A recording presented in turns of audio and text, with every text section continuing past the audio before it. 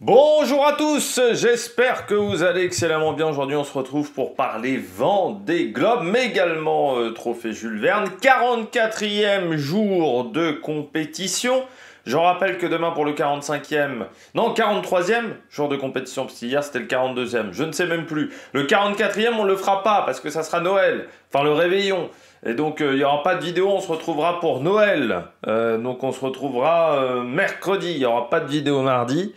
On va voir un petit peu ce qui s'est passé sur les 24 dernières heures, enfin un peu moins que 24 dernières heures. On parlera des différents problèmes techniques des concurrents, on parlera des conditions climatiques qui sont toujours aussi difficiles.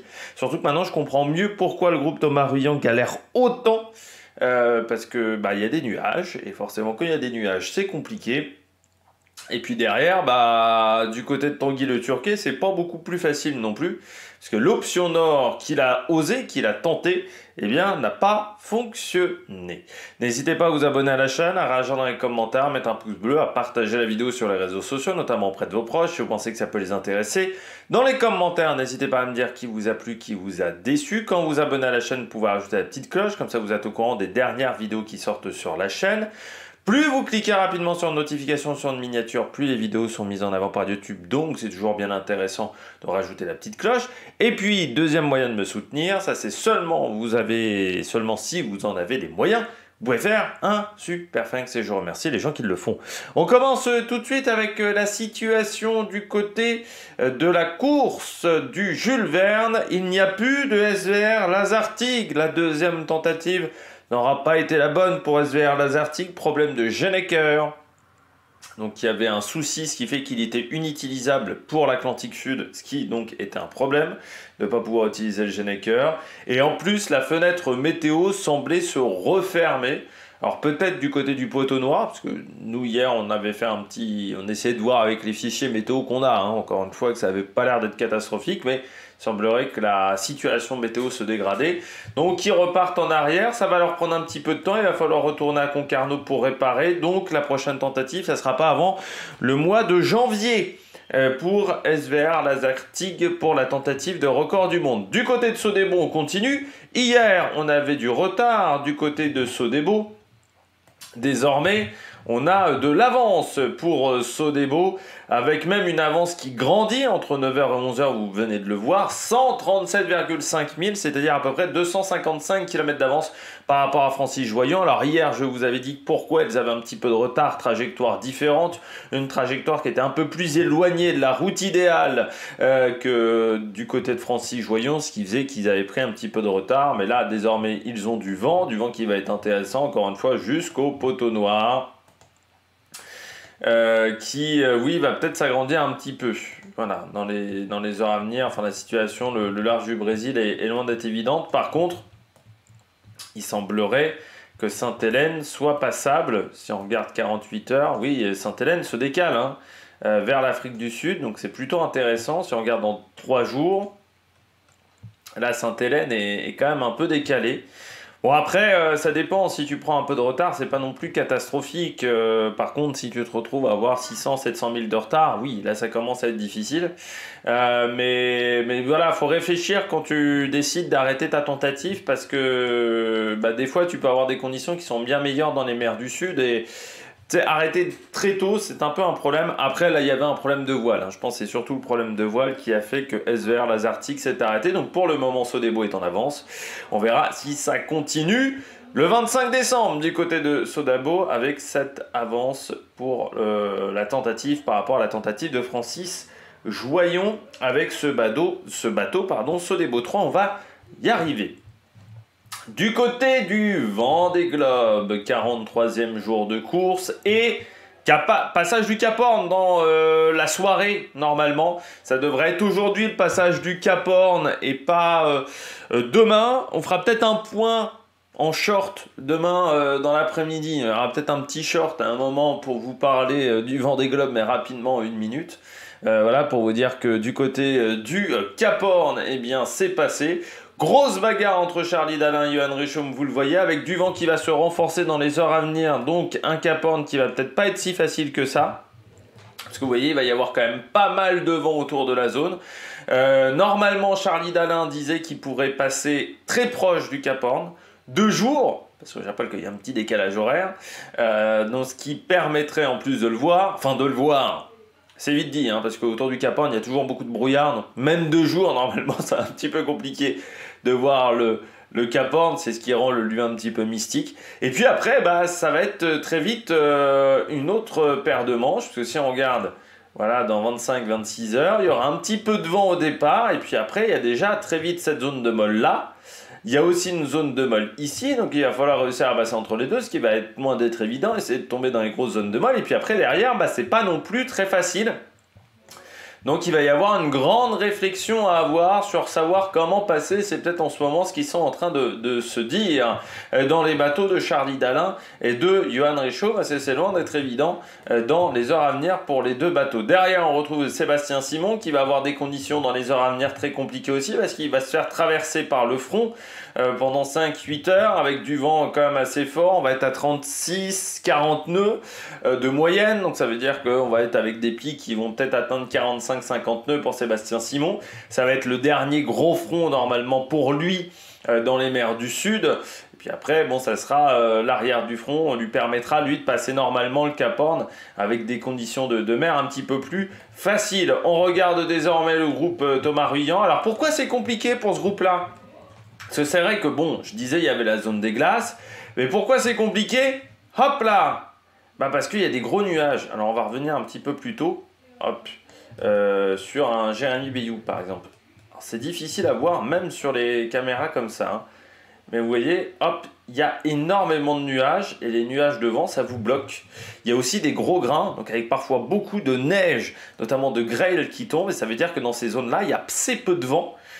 C'est pour ça qu'il faut essayer de jouer avec les nuages, mais c'est loin d'être évident pour le moment. Dans des conditions qui sont en plus extrêmement fraîches, et ça veut dire que ça demande beaucoup d'énergie et surtout ça veut dire qu'on dort assez peu sur ces bateaux là parce qu'on est obligé de jouer avec les variations du vent parce qu'on a parfois du fort vent, entre les rafales et le vent classique, il y a des grosses différences comme vous le voyez là par exemple. Les rafales, elles sont bien plus fortes que le vent de moyenne. Donc ça veut dire qu'il y a des grosses variations de vent.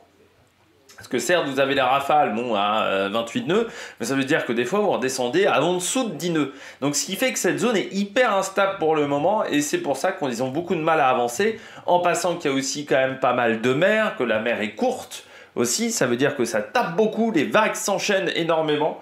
Donc c'est des conditions qui ne permettent pas d'aller vite tout simplement, d'où des moyennes où tous les bateaux ont quand même un peu du mal à avancer. Celui qui avance un petit peu plus vite pour le moment c'est Boris Herrmann, celui qui avance un petit peu moins vite c'est Yannick Bestaven, mais on n'est quand même pas sur des énormes différences. Je dirais qu'il y a un peu Boris Herrmann qui est un peu hors catégorie en ce moment et qui arrive à trouver des solutions et qui va peut-être remonter sur Thomas Ruyant qui arrivera peut-être à prendre la 4e place en passant, mais sinon derrière ça va être un petit peu plus compliqué. Derrière Clarisse Kremer, c'est le bordel, hein. C'est le bordel parce que vous voyez cette zone de molle qui les embête un petit peu. Alors après il y a un petit peu de vent, sauf que là aussi il y a des grosses différences entre les rafales et la réalité, donc c'est du vent qui reste instable. Donc tout ce groupe là, un début de Pacifique est quand même compliqué, et puis ensuite il y aura encore une zone de transition à gérer pour eux, parce que quand ils seront allés dans 3 jours, on va dire ça à peu près, ils seront dans 3 jours, ils seront ici, donc ils seront dans du vent assez faible, hein. Donc là, il faudra gérer cette zone-là de vent faible qui va avancer sur eux, et il y aura un trou, à un moment, vers le point Nemo, et de situation avant le point Nemo, qui sera encore loin d'être évident. Donc voilà, il va falloir encore se creuser les méninges dans ce groupe-là. C'est aussi compliqué pour le groupe de derrière. Alors Giancarlo Pedote retrouve de la vitesse, on retrouve du vent derrière Romain Attanasio. Damien Seguin avance pas mal vite en ce moment. Il a trouvé une bonne option, comme Jean Le Cam aussi, qui a trouvé une solution. Mais derrière Alan Roura, Giancarlo Pedote retrouve de la vitesse vers les îles Auckland. Mais là aussi, dans les heures à venir, il va falloir essayer d'avancer le plus longtemps possible avec cette dépression, parce que derrière, la zone de molle va avancer sur eux. Et ce qui permettra peut-être à Tanguy Le Turc et Sébastien Foissier de Damien Ferré non, Benjamin Ferré, de retrouver du vent et d'essayer de rattraper leur retard. Parce que c'est vrai que Tanguy Le Turquet et Benjamin Ferré se sont fait avoir. Lui par la voie centrale, lui par la voie nord. La voie nord n'a pas fonctionné, la voie centrale non plus. Et la voie sud a l'air de marcher un petit peu mieux pour le moment pour ces concurrents-là. Autant elle ne marchait pas pour Pédoté et Roura, autant ça a l'air de marcher un petit peu pour Ferré. La réalité, c'est qu'il y a aussi des grosses différences entre les fichiers météo qui sont assez durs à interpréter dans la zone. C'est une zone qui est assez tendue, hein. On est pas loin de la Tasmanie, donc fin d'Indien, début de Pacifique. Il y a aussi des courants qui ne sont pas forcément faciles à comprendre, ce qui fait que ça rend la difficulté de la météo bien plus importante. Voilà, parce qu'il faut trouver aussi des solutions, pas se faire avoir par le courant. Il y a aussi la zone d'exclusion des glaces qui est très haute. Donc ouais, c'est loin d'être évident dans cette zone-là et tout le monde a un petit peu arrêté du côté des bateaux à dérive droite, ce qui va peut-être profiter à Antoine Corny qui va avoir un front qui va lui passer dessus et ce qui va peut-être permettre également à Oliver Air de revenir également sur ce petit groupe-là avec Violette d'Orange, avec Éric Bellion notamment ou encore Arnaud Boissière. Bon. On passe désormais aux dernières informations de la journée. Donc comme je disais, Rian, Herman, Justine Métro, notamment, tout ce petit groupe-là a eu de la neige, a eu également des gros grains. C'est une situation qui est très similaire en fait au poteau noir. C'est-à-dire que vous avez d'un côté un grand soleil, c'est ce que montrait Thomas Rian, d'un côté gros soleil, de l'autre côté grand grain. Où tu sens qu'il n'y a pas de vent. Donc il faut l'éviter. Sauf que des fois c'est inévitable. Donc tu te retrouves sous de la grêle, sous de la neige, en plein milieu du Pacifique. C'est quand même assez surprenant. Ce qui donne des images assez formidables aussi en photo. Mais ce qui ce qui fait que c'est très difficile de naviguer dans ces conditions-là. Parce que les conditions sont vraiment, vraiment, vraiment instables pour le moment. Donc vraiment très difficile d'avancer. Tout simplement depuis quelques heures dans ces conditions-là. Du côté de Violette d'Orange, alors déjà Clarisse Kremer, hop là, Clarisse Kremer. En ce moment, comme ça avance pas très vite et que ça commence à l'énerver, déjà je pense qu'elle va tomber en dépression dans les heures à venir, Clarisse Kremer. Pour retrouver un petit peu du réconfort, peut-être manger un petit pamplemousse du côté de Clarisse Kremer, mais surtout pour un petit peu passer le temps qui est un peu long, on va pas se mentir, eh bien elle a décidé de réparer son chariot. Parce que je rappelle que quand le hook a pété au niveau de la grand voile, elle a dû changer un chariot au niveau de la grand voile, et donc elle est en train de réparer ça, parce que certes elle a mis son chariot, un des chariots de secours, mais ça serait bien de pouvoir récupérer un autre chariot si ça recasse du côté de Clarisse Kremer. Donc c'est ce qu'elle essaye de faire en ce moment. Voilà, Clarisse Kremer, donc petite séquence réparation, pas mal de concurrents réparent en ce moment. Avec les conditions de vent qui sont loin d'être exceptionnelles, donc on en profite, on fait des réparations. Ça a été le cas notamment de Violette d'Orange qui était très contente de ne plus avoir de vent, parce qu'elle disait je peux enfin faire un tour du bateau. Du côté de Violette d'Orange, j'ai beaucoup de réparations du côté de la jeune concurrente de devenir, et notamment atelier couture pour Violette d'Orange pour réparer son FR0 qui avait été endommagé lors de son départ au tas, voilà, du côté de Violette d'Orange. Donc elle est en train de réparer tout ça sur son bateau, elle en profite. Elle voulait tenter de le remettre parce qu'elle a fait beaucoup de couture, elle devait encore en mettre des patchs avec la colle Sika du côté de Violette d'Orange, mais voilà, elle était en train de finir les réparations sur sa voile, donc ça va pouvoir redémarrer. Et puis elle a aussi un petit souci d'étanchéité, voilà, Violette d'Orange. Il y a 80 litres d'eau qui étaient dans le bateau, donc il a fallu éponger tout ça, ça a pris un petit peu de temps, parce qu'elle a une petite fuite, alors au niveau du mât, au niveau surtout du puits de dérive, voilà, dans cette zone-là, en fait c'est au niveau du mât que c'est pas étanche, donc elle a essayé de trouver une solution pour étanchéifier toute cette zone-là, et ce qui fait que la zone est pas tip-top, voilà. Mais comme disait Arnaud Boissière, il trouve que ça bricole beaucoup sur ce Vendée Globe. Alors peut-être aussi parce qu'il y a peu d'abandons aussi, hein. Je rappelle qu'il y a seulement eu 4 abandons, c'est-à-dire 10% par rapport aux participants. Il disait que ça répare beaucoup. Il le voyait, lui déjà, il a eu pas mal de bricoles à rattraper, mais il regardait un petit peu tous les concurrents. Il disait il y a eu un Indien qui a été très sauvage pour une grande partie de la flotte. Et ce qui fait que ça a fait de la casse. L'Indien, je le dis toujours, dans un tour du monde, c'est une mer qui est très difficile. C'est un océan plutôt qu'une mer, mais c'est un océan qui est très compliqué parce que souvent, il est un peu comprimé en fait entre l'Atlantique et le Pacifique, cet océan. Donc c'est un lieu de conflit. C'est un peu l'adolescent qui essaye d'émerger, quoi. C'est le Benjamin de la famille. Qui essaye de trouver sa place et a du mal à trouver sa place au océan Indien, ce qui fait que la mer est extrêmement cassante et que beaucoup de tours du monde se sont arrêtés dans l'océan Indien, hein, notamment des tentatives de Jules Verne, je pense à Sodebo notamment, qui avait dû remonter à la Réunion parce que voilà, c'est une mer qui est extrêmement capricieuse et là c'est vrai que cette année ils ont été gâtés à l'arrière parce que quand on voyait nombre de bateaux taper énormément et forcément quand le bateau tape ça casse, c'est ce que disait notamment Samantha Davis aussi. En ce moment, comme elle a fait pas mal de navigation au près, ça a fait des petits dégâts sur son bateau. Donc elle était en train de réparer un petit peu les petits dégâts des 48 heures, 72 heures de navigation au près. Comme Clarisse Kremer, ça a eu quand même des conséquences sur la bonne utilisation de leur bateau. On passe au classement général de la course et vous allez voir qu'il y a un seul changement dans le top 10.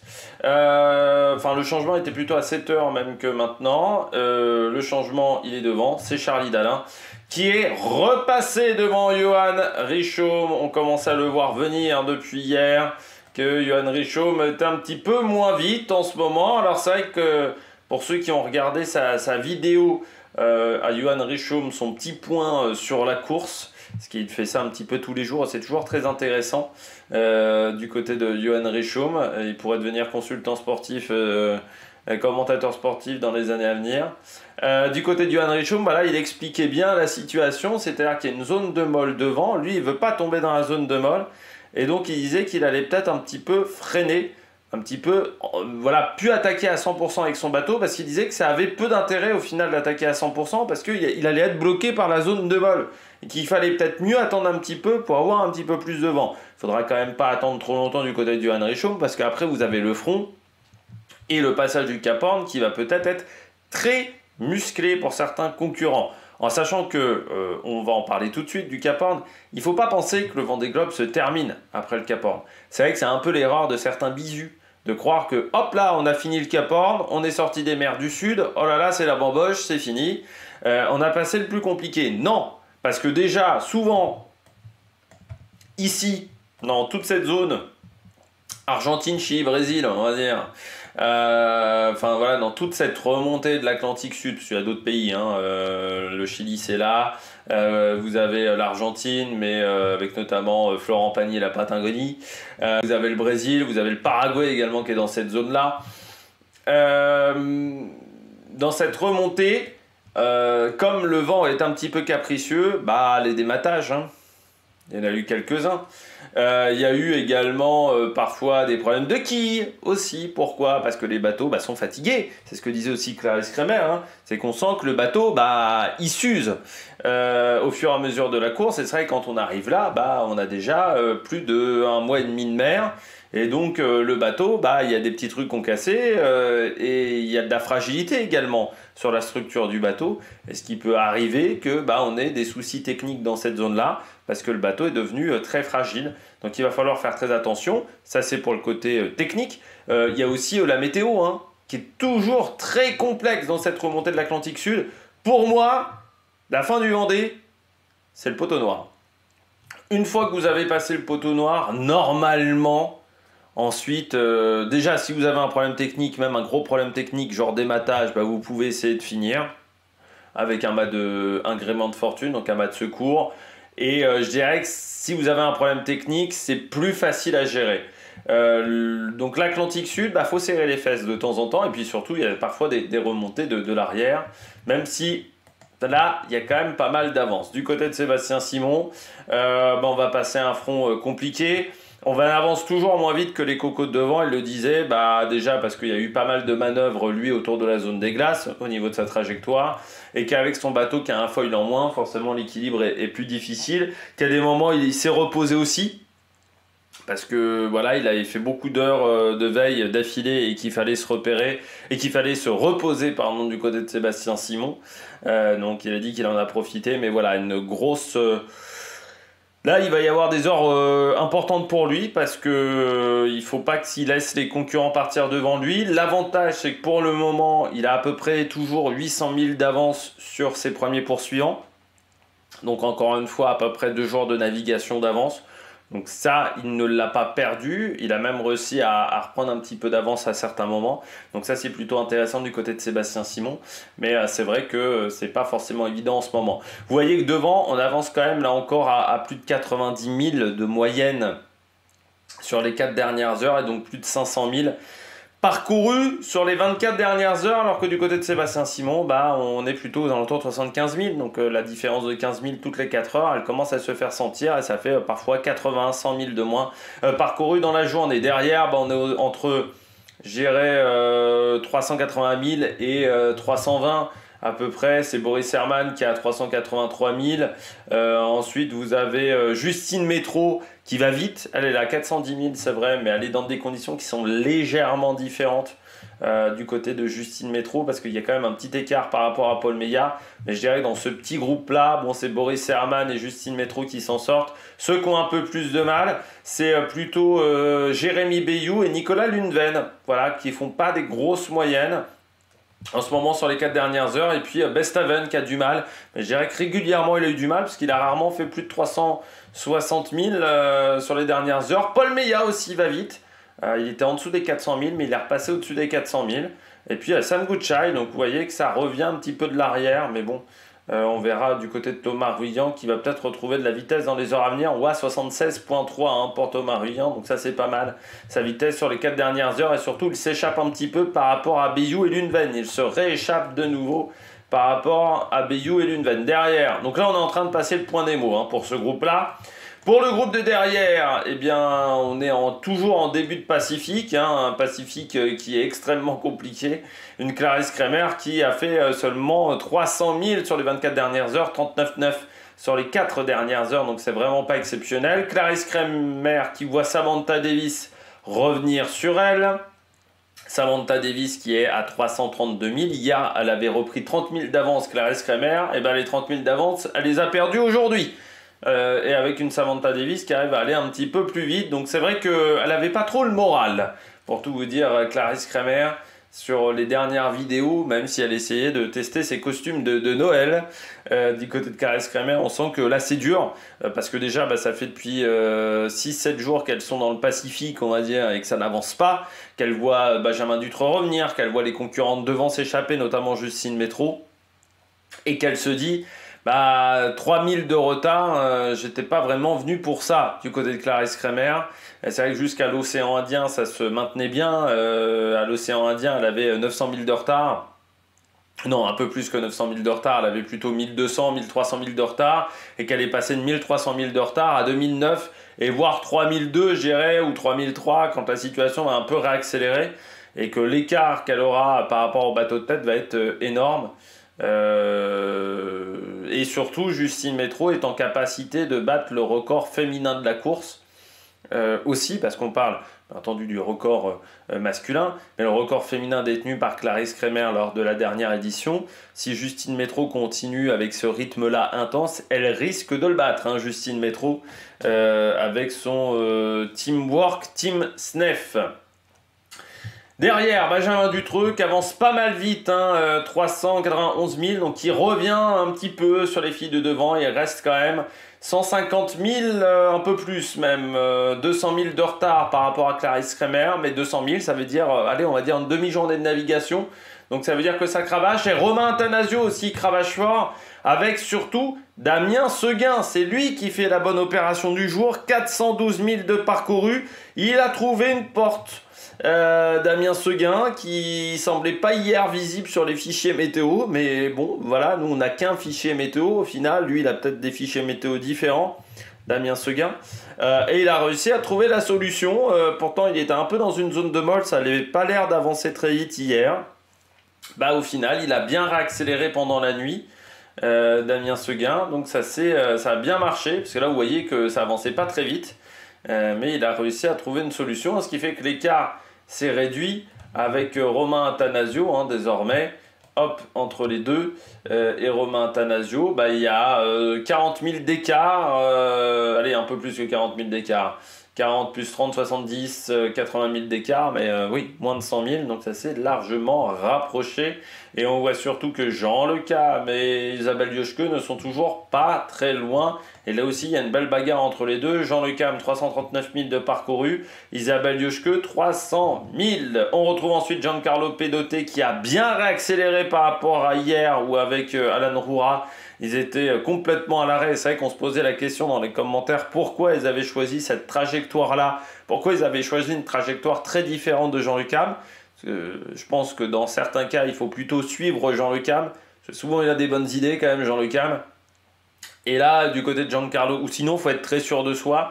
Et là, j'ai l'impression qu'ils se sont enterrés dans cette trajectoire-là. L'avantage pour eux, ils ont presque de la chance, c'est que là, en ce moment, ils vont quasiment 70 000, 80 000 plus vite que Jean Lecam. Donc, le temps qu'ils ont perdu dans cette zone-là, ils vont quand même réussir à le rattraper par rapport à Jean Lecam et Isabelle Yoshke. Donc ça va pas être mal, mais bon, ils ont perdu une journée dans l'affaire, hein, et comme ils avaient déjà perdu 2-3 jours dans l'Atlantique Sud, ils pourraient être avec Benjamin Dutreux, au moins, voire peut-être même Samantha Davis. Donc c'est vrai que c'est frustrant, voilà, tout simplement pour Alan Roura et pour Giancarlo Pedote. Derrière, bon, on a à l'arrêt encore une fois pour les bateaux à dérive droite. Ça commence à être long pour Tanguy Le Turquet et Benjamin Ferré qui sont complètement à l'arrêt. Moins de 100 000 de parcouru même pour Benjamin Ferré. Je crois que c'est le bateau le plus lent de la flotte. Vous voyez que de l'autre côté, ça va quand même pas très vite pour Louis Duc et Sébastien Marseille, mais il devrait avoir du vent dans les heures à venir.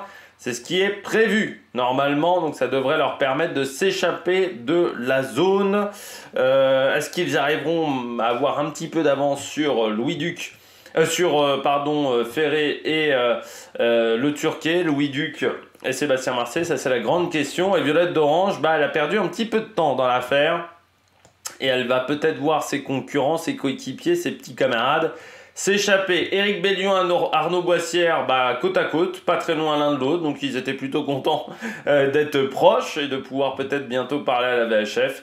Et puis on a ensuite Guirec Soudé qui revient de l'arrière et Kojiro Shirashi parce qu'ils vont plus vite que les petits camarades de devant avec ce vent qui est en train de les porter de cette dépression. On voit Conrad Coleman qui tente l'option nord, mais vraiment très très nord. On va voir si ça va marcher. Mais je pense qu'à un moment, il devra gérer une dorsale. Et ça va pas être évident à gérer pour lui. Il y aura une zone de molle de toute manière qu'il devra passer, je pense, du côté de Conrad Coleman. Sinon, il s'éloigne trop de la route idéale. Et puis Antoine Cornic, ça va vite. 353 000 de parcouru. Jing Kunshu. Et je pense que c'est même Antoine Cornic qui va le plus vite en ce moment. Des bateaux à dérive droite. Et puis on a Fabrice Amédéo, Manel Cousin. Toujours très proche des deux, quasiment dans les mêmes vitesses. Et Denis Van Winberg également qui va vite, 309 000 de parcouru. Donc ça, c'est plutôt pas mal pour tous ces concurrents-là. On regarde les statistiques sur les 24 dernières heures pour finir cette vidéo. Hop.